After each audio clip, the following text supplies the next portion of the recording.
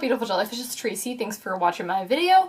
If you can tell, I got new posters in the back. I had my Loki poster, and there's Link and Zelda over there, and I'm really excited because they're really, really pretty. Paul got them for me when he went to RTX back in July, and I love them. I think they're really cool. He was like buying shirts, and they were like giving them away like with each shirt purchase, and I guess like he got like one of them, and then he was like, hey, could you give me the other ones so I could give them to my friend? They're like really beautiful. I'll actually do a close-up so you guys can see them. This is what they look like. I think they look so good. They're actually like really tiny.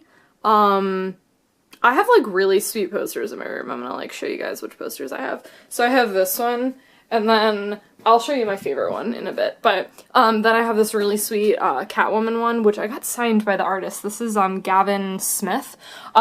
He was really cool. Like, I was really attracted to this. I also have a Batman one, and it has like similar purple tones, which is really cool, but I didn't get the chance to hang that one up yet.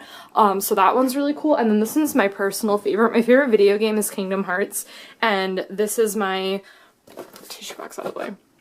This is Sora and Kyrie kissing, and it's just beautiful. Like, this is just like my favorite poster ever. And like nerd stuff in my room. I'm kind of a nerd in case you can't tell.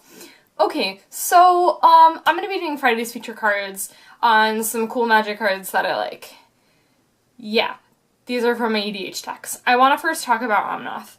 So if you're running like big green creatures in EDH, you should probably be running Shamanic Revelation. This card just does everything. It's so sweet. It's 5 mana, yes, which can be kind of expensive, but you know what? If you're running green, you're ramping like a champ, probably. So like, you mana ramp super hard, and then you get to 5 mana, and then you cast this, and you draw like a ton of cards. Even if you have like 5 dudes, you just casually draw 5 cards, and then if you have Ferocious, you just gain like 20 life. I've done that before. It's super sweet. Even if I don't gain life, I don't even care. I'm just like YOLO. I get to draw cards, card advantage, super good. Cardsbomb.com, I love it. Okay, I feel like I've talked about Nissa Worldwaker in a video before. I don't remember, but I'm going to be talking about her again. Her second +1 is just really, really, really good. It's really, really good because you pay 5 mana to slam her down, and then you basically pay only 1 mana for her when you really think about it, because then you get to untap 4 target forests. This card synergy works so well on Omnath because like you tap and then you play something, and then you can untap those lands to play something else to get you more lands for Omnath, or just card is just so good.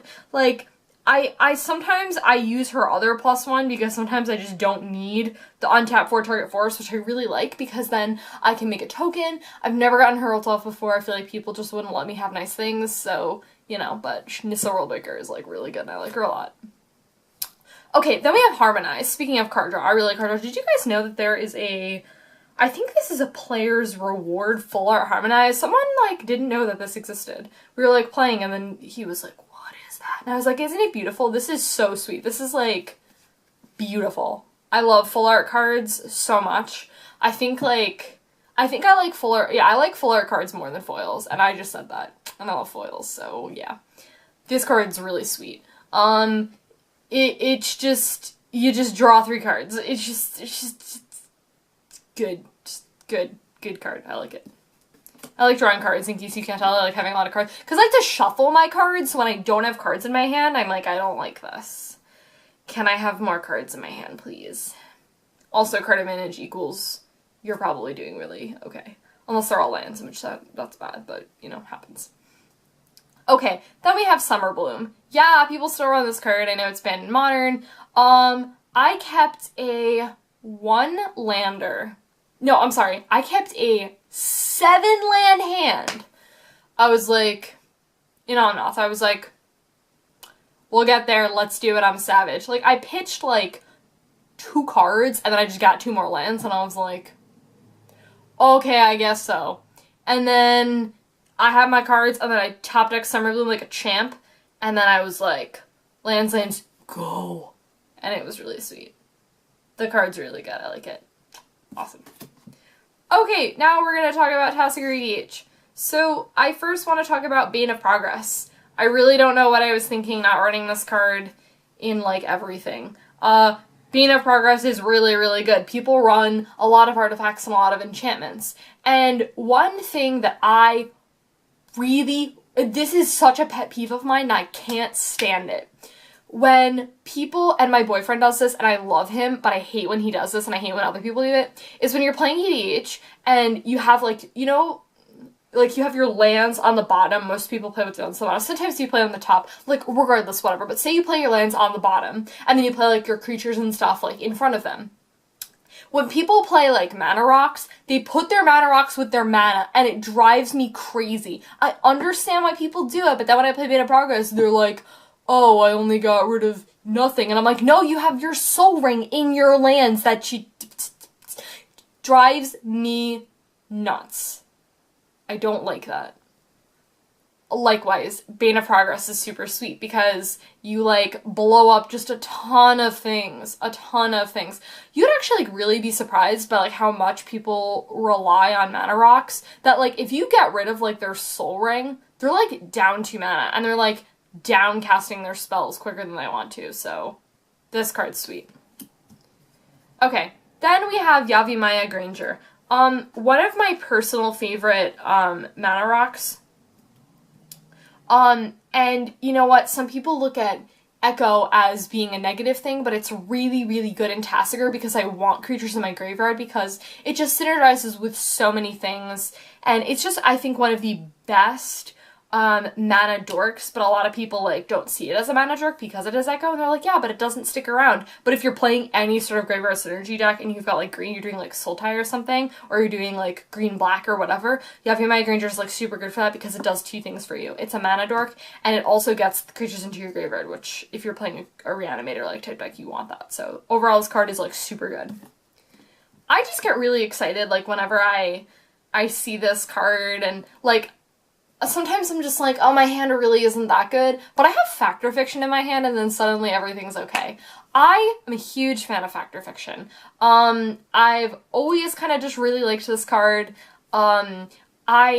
It's such a weird sort of card advantage card, and what I really love about it is that it's just so good in those graveyard synergy decks, which my deck is, and it's just so sweet because you're like, oh, yeah, I love to have these cards in my hand, but then they put, like, great stuff in your graveyard, and then you can just get them back with, like, so many things. Like, overall, like, it's just one of my favorite cards. Like, a lot of times, like, I'll just keep, like, a hand and it's not that good, but I have, like, Fact or Fiction, and I'm like, cool, everything will be fine. Okay, so, I feel like I didn't quite realize quite how good this card was. I mean, I knew how good it was, but then I played Animate Dead on a Runescar Demon, and then life got really good. So basically, Animate Dead is, like, really, really awesome if you, like, say, like, you are so far off from casting anything of high mana cost because, like, you're not doing so well on mana or whatever, but say you cast, like, I don't know, let's use Fact or Fiction as an example. You put Runescar Demon in, like, they put Runescar Demon in your graveyard, or you say, I'm gonna go have that in my graveyard, and then you have Animate Dead in your hand, you're only stuck on, like, 4 lands, and then you're like, okay, sweet, Animate Dead my Runescar Demon. And what's super great about this card is that it doesn't even have to be from your graveyard. It can be from anyone's graveyard. So, you know what, you mill someone else or someone else's thing dies, and you're like, oh, that's a nice, you know, whatever. I've taken, like, what is that card? Shieldred. I've taken people's Shieldreds before. That's been really fun. And I got creatures back, and I run Shieldred in my deck, so it was, like, really good, and yeah. Animate Dead is just so good, and I have the really sweet Graveborn foil, and it's really cool. Lovely. Okay, that's that. Now we're gonna talk about Avacyn. I'm super happy with my Angel EDH deck. I'm so proud of this deck. Like, first off, it's just, like, a beautiful deck. Like, it's just beautiful. Like, Angel artwork is some of my all-time favorites. Like, I've always been attracted to, like, artwork of angels. Like, to me, it's not even a religious thing. Like, it's just, I love their artwork. I just think it's beautiful. It's so detailed. Like, the new Linvala is actually, like, I have magic backgrounds on my laptop, on my desktop, so Linvala is my background, and then when I open my laptop, it's, this magic card called Courtly Provocateur. The artwork is beautiful. I love it. It's really pretty. It's really cool. It's like a masquerade, like, type card. Look it up. It's really sweet. But anyways, I'm really happy with the deck. It's beautiful. There's a lot of foils. There's a lot of, like, Japanese cards, which I love. Love the look of Japanese cards. Like, I really think... Like, I don't mind, like, mixed languages at all. Like, that's, like, what this deck is. I have so many different foreign cards, and, like, most of them are Japanese, and I just love the way Japanese card looks. Just love that. So good. So sweet. And it's just, like, there's so many foils, and it's funny, is, like, the stack of cards in my hand, there's not one foil, which is actually really... Oh, there's one foil, I lied. But the deck is just, like, it's so sweet. I'm really happy with it, and it just, like, crushes face. And it's just gotten so much better. And I'm just like, I love this deck and it makes me really happy. So I have this sweet game of EDH where normally, like, I'm the big stompy deck where I'm like, Big Angel, Avacyn, and then people are like, oh. So that's pretty much what my deck does. But I played this really weird sort of like, I was on the control strategy. I was on like that awkward like land go because I had a feeling a board wipe was coming out and I was like waiting for Avacyn and like, you know, whatever. So basically, cards that really were just like sweet in doing that is this card called Mind's Eye. This is a card that I will gladly wait a turn cycle. Like, I won't play anything. Like, I'm like, okay, if I have a feeling a board wipe is coming or whatever, and I'm like, I like my board, I'm just like, you know what, whatever. Like, I'm just gonna draw some cards. I'm just gonna get some cards in my hand. And what I ended up doing is I ended up having an overflow of cards in my hand because I drew so many. I've actually put, like, a lot more card draw outlets in the deck, and you would think that normally I'd want to put, like, a Reliquary Tower, because I put Reliquary Tower on, like, all my decks. I have decided that I'm not going to put Reliquary Tower in my deck, though, and here's why. Because of having cards in my graveyard. I have found a lot of times, and John and I talked about this, that we feel like in our decks, because he has an Anya deck, his deck is sweet. It's actually similar to mine. It just has red in it and some different cards. But, he was saying that he feels like a lot of times, like, he wants to bring things back from his graveyard with Amara the Sky Rune, which is the next card I'm going to be talking about. But he said that he feels like a lot of times, like, he doesn't have enough things in his graveyard. And I was like, yeah, babe, you're right. Like, I feel like... What did I just say? Did I just say, yeah, babe? Ew, that's weird. Ew, why did I say that? Okay, that was weird. Pretend I didn't say that. Okay. Yeah, like, and I was like, yeah, I like, definitely feel the same way, because I feel like a lot of times I'm like, I really want to return this creature to my graveyard. Like, I actually just took out the card Rhea Dawnbringer. I was like, John spoils me, like, to no end, and our anniversary is coming up, so he was like, babe, here are magic cards that I got for you. And so he got me Bruna and Gisela, and I really wanted them for this deck, and I'm really excited to get the chance to play with them. And he got those for me, and then, he got me, like, other stuff too. And I was like, what do I take out? And then I was like, you know what, I think I'm going to take out Rhea Dawnbringer. It's the highest cost in the deck, and that's not an issue, but I was like, I just don't feel like I have enough stuff in my graveyard. And I was like, you know what, it's 9 mana. I was like, whatever, I can just take it out. It's fine. And then my curve is just, like, a little bit better. And I'm really happy, like, I ended up taking it out, because Amara the Sky Rune's super good. Basically what I was doing is I was just getting stuff back. Like, I was drawing cards with Mind's Eye, and then Amara the Sky Rune and just getting the things back. I was putting the stuff I didn't need, and I was just putting the stuff away that I wanted to get back and then reanimating it. It was super sweet. Expedition map is, like, really good so that I can get Amara the Sky Rune. I don't have that many specialty lands in this deck because I want Amara to go off, and I'm playing a mono white deck, so, like, I didn't really want to add so many, like, fancy lands or anything like that. I have, like, Kabara Crossroads, Seraph Sanctuary, Temple of the False God. Like, I think I have, like, 5 or 6, like, specialty lands, you know, like, but that's fine. So I have ways of getting it, and, yeah, I'm just, like, I'm really, really stoked at that card a lot.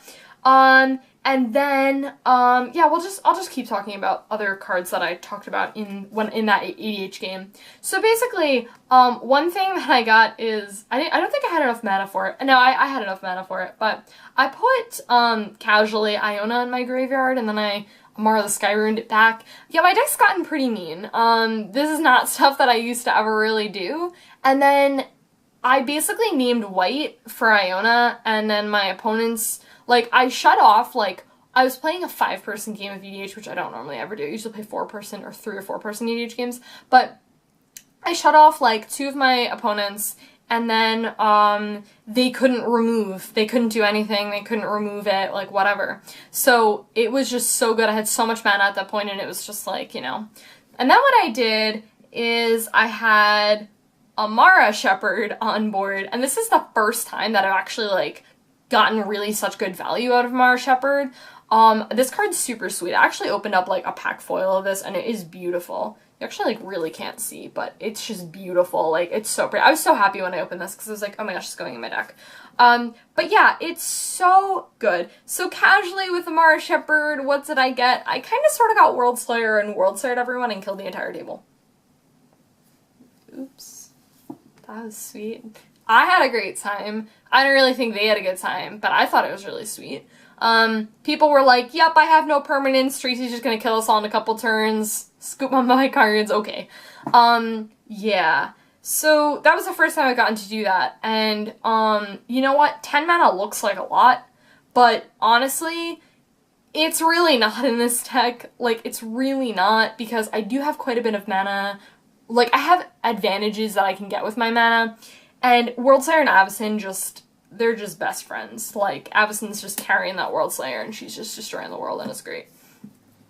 Well, not your world, everyone else's world, but your world stays intact, it's great.